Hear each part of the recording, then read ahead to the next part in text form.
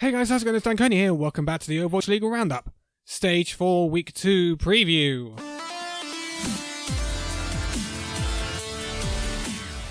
And a warm welcome to the slightly reworked intro to the Overwatch Legal Roundup. I've been meaning to do that for a while, but I finally got round to it. Let me know if you think it's better or worse than the old one. I'm still probably going to iterate on it, I normally do. Okay, so Week 2 should be interesting because we get some interesting looks at certain various teams that have had a good Week 1. So, without further ado, let's get into it. Friday, August the 2nd at midnight BST, British Summer Time, or 1 AM in Europe, we will get the Guangzhou Charge taking on the London Spitfire. Now, this should be a really good game. Two sets of really capable DPS lineups. I think London might be able to squeeze the tank battle. I also think the support line is pretty even with these teams as well, so it's very hard to tell which way that game will go, and it's a big teller. If Guangzhou can somehow get a win over London, then that would be big. This is a banana skin for London, without a doubt. It's one of the banana skins I can see in the schedule for London, and one of the most obvious ones. So that one's very hard to call. I'm going to leave that one open, because I don't know how to call that one, really. It's a difficult one. At 1:45 AM BST, or 2:45 in Europe, we have the battle to not finish last. Florida Mayhem taking on the Washington Justice. I'm sure there's going to be some absolutely fantastic Overwatch on display. Can you detect my sarcasm? Okay, I think Washington will win that one. I think Washington actually looked half decent last week. Florida still looked like Florida. Smile. Moving on, 3:30 in the morning BST, or 4:30 in Europe, Shanghai Dragons will take on the Toronto Defiant. Toronto lost to Washington last week. Shanghai, they look good apart. Well, they do look good. They're just, I don't think they can quite compete with the top 3 at the moment in the current meta. So I think they should get a comfortable victory over the Toronto Defiant. Toronto are pretty much out of the running for play-ins anyway. And then the last game of that day will be at 5:15 or 6:15 in Europe, and that'll be Los Angeles Valiant taking on the Salt Dynasty. That's an interesting one. Mainly because I think that one could go either way. I think Valiant are looking okay, and Sol are looking on the rocks slightly after last week, so I wouldn't be surprised to see a Valiant victory. I honestly wouldn't be surprised.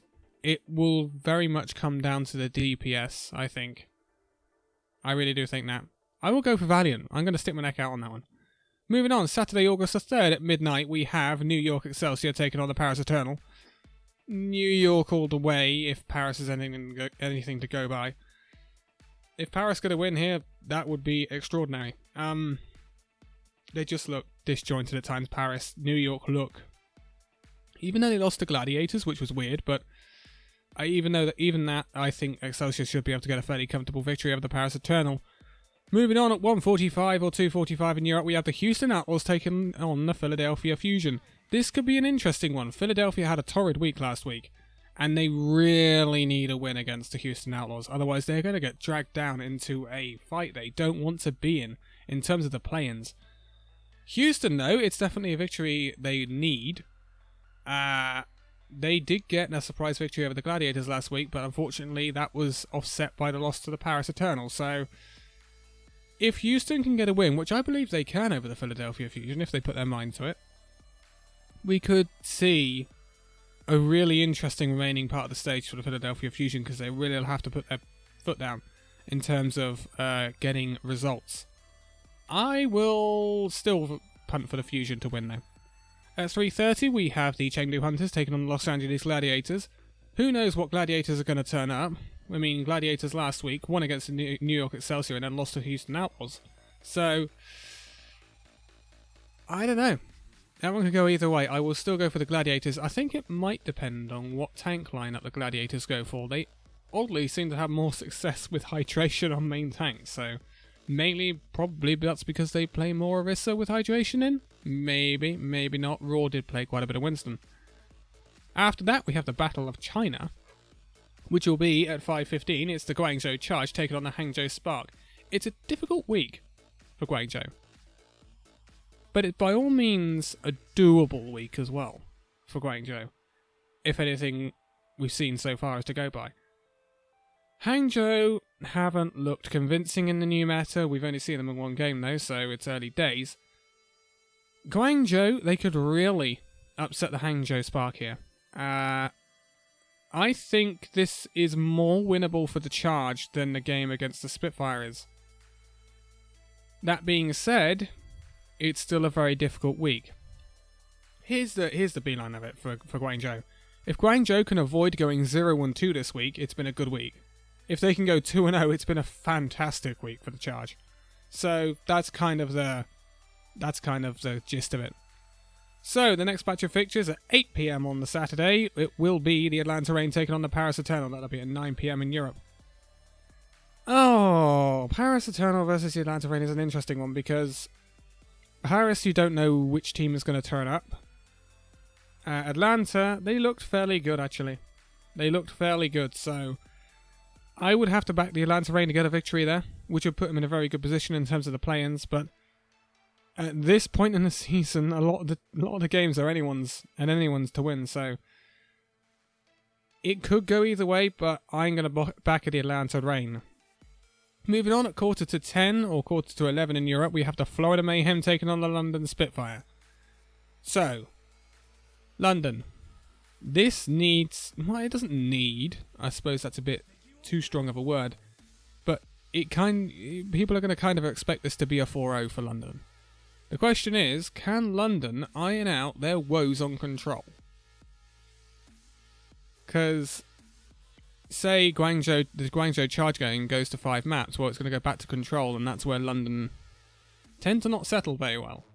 So, it's a thing that needs to be ironed out by the Spitfire. Florida Mayhem, I don't see them getting a result against Spitfire, though. If it's not 4-0, then it's probably going to be 3-1. So, I would back the Spitfire for that one. At 11:30 or midnight in Europe, we have the Dallas Fuel taking on the Los Angeles Valiant. Dallas. Oh, Dallas. It was a bad week last week, wasn't it? Yes. Is it going to get any better this week? I don't think so. I can't see past the Valiant beating Dallas here, just off of what we've seen initially from Dallas. They are dropping like a stone, and they need to somehow stop that. A win against the Valiant would be a great way to start that, but I don't see it happening. I think Valiant have a good chance of going 2-0 this week and putting themselves in a great position in terms of the play-ins. And that would bring them... Would it possibly put them level with Philadelphia Fusion if Philadelphia were to lose their 2 games this week, which is unlikely considering their second game, but... It's an opportunity week for Valiant. Dallas, difficult road ahead. Last batch of those fixtures. At 1:15 in the morning or 2:15 in the morning on the Sunday in Europe, we have a cracker of a game. Los Angeles Gladiators taking on the San Francisco Shock. So, Gladiators, if anything is to go by from last week, Gladiators will probably lose to Chengdu and beat the Shock. But Gladiators could pull off a win over the Shock here. The question is, can they?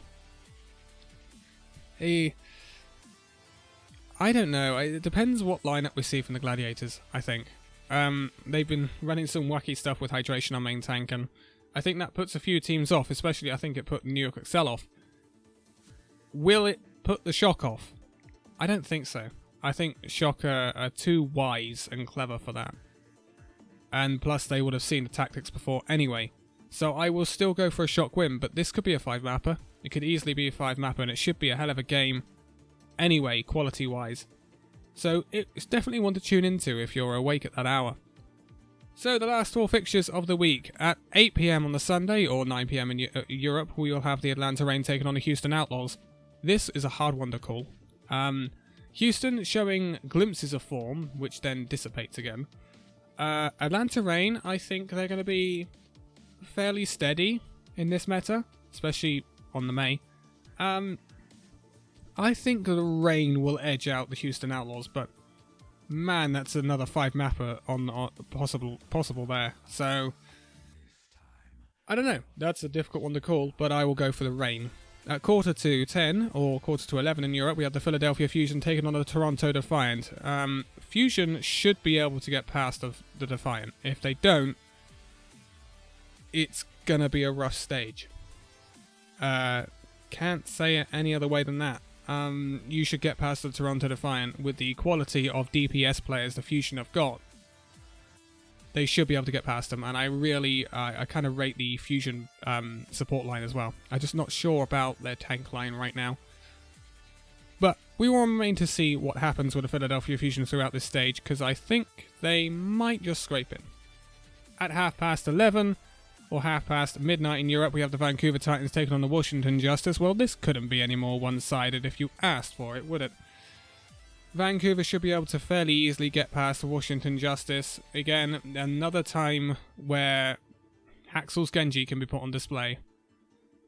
I really don't know the counter to Haxel's Genji right now. It's a thing of beauty. It really is. We saw 2 Genjis pop off last week. I think it was 2 Genjis, and it was Haxel, and I think it was Prophet. So, oh boy, it's definitely their times. That's for sure. We saw Prophet popping off a lot last week, but Haxel was something else. So, another opportunity for him to show his class on that Genji. I don't think Washington will be able to cope with it. Moving on, the last game of the week will be at 1:15 on BST. I can't talk in this video for some reason. I don't know. I'm finding it difficult. And 2:15 in Europe, we have the Chengdu Hunters taking on the New York Excelsior. This is one of those games that I look at and I'm like, man, that's a banana skin for New York.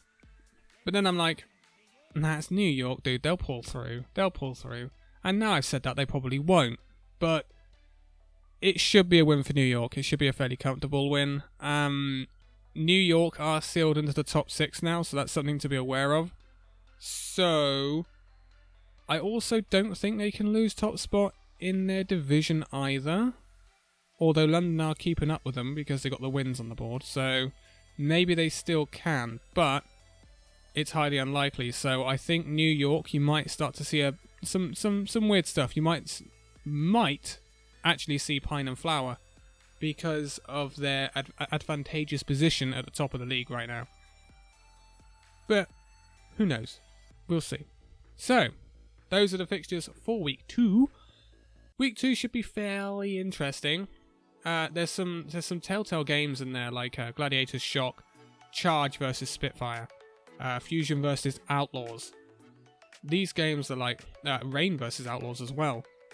Rain versus Eternal, Charge versus Spark. There's a lot of games in there that could be really close and be really big tellers for how this league will end up this season.